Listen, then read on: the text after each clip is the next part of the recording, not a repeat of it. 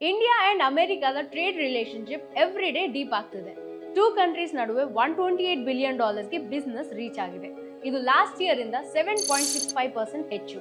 Petroleum products ಇಂದ medicines, gadgets ವರೆಗೂ diamonds and pearls ಅನ್ನು ಸೇರಿಸಿ ನಾವೆಲ್ಲದನ್ನು ಯುಎಸ್ಗೆ ಎಕ್ಸ್ಪೋರ್ಟ್ ಮಾಡ್ತೀವಿ.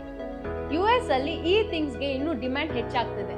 ಲಾಸ್ಟ್ 9 ಮಂತ್ಸ್ ಅಲ್ಲಿ ನಮ್ಮ ಎಕ್ಸ್ಪೋರ್ಟ್ 5.57% ಅಷ್ಟು ಗ್ರೋ ಆಗಿ $59.93 ಬಿಲಿಯನ್ ಗೆ ರೀಚ್ ಆಗಿದೆ.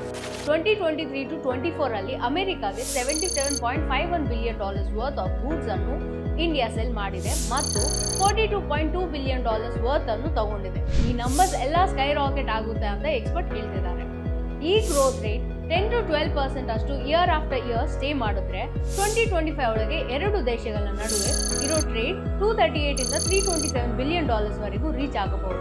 ಇದೆಲ್ಲದರ ನಡುವೆ ಪ್ರತಿಯೊಬ್ಬರ ಕಣ್ಣುಗಳು ಪ್ರೆಸಿಡೆಂಟ್ ಟ್ರಂಪ್ ಅಂಡ್ ನಮ್ಮ ಪ್ರೈಮ್ ಮಿನಿಸ್ಟರ್ ನಡುವಿನ ಅಪ್ಕಮಿಂಗ್ ಮೀಟಿಂಗ್ ಮೇಲೆ ಇದೆ. ಜೊತೆಗೆ ಡಿಫೆನ್ಸ್ ಅಂಡ್ ಟ್ಯಾರಿಫ್ ರಿಲ್ಯಾಕ್ಸೇಷನ್ ಮೇಲೆ ಸ್ಪೆಷಲ್ ಫೋಕಸ್ ಇದೆ. ಈ ಮೀಟಿಂಗ್ ಯಾಕೆ ತುಂಬಾ ಇಂಪಾರ್ಟೆಂಟ್ ಅಂದ್ರೆ ಟ್ರಂಪ್ ಎಲೆಕ್ಷನ್ಸ್ ಅಲ್ಲಿ ಗೆದ್ದ ಮೇಲೆ ಯುಎಸ್ಗೆ ವಿಸಿಟ್ ಮಾಡುವ first major leader PM Modi ಅವರೇ. ಈಗ ಇಂಡಿಯಾ ಅಂಡ್ ಅಮೆರಿಕಾ ಅವರು ಅವರ ಟ್ರೇಡ್ ರಿಲೇಷನ್ಸ್ ಅನ್ನು ಫರ್ದರ್ ಆಗಿ ಬೂಸ್ಟ್ ಮಾಡಕ್ಕೆ ಏನ್ ಸ್ಟೆಪ್ಸ್ ತಗೊಳ್ತಾರೆ ಅಂತ ನೋಡೋಣ.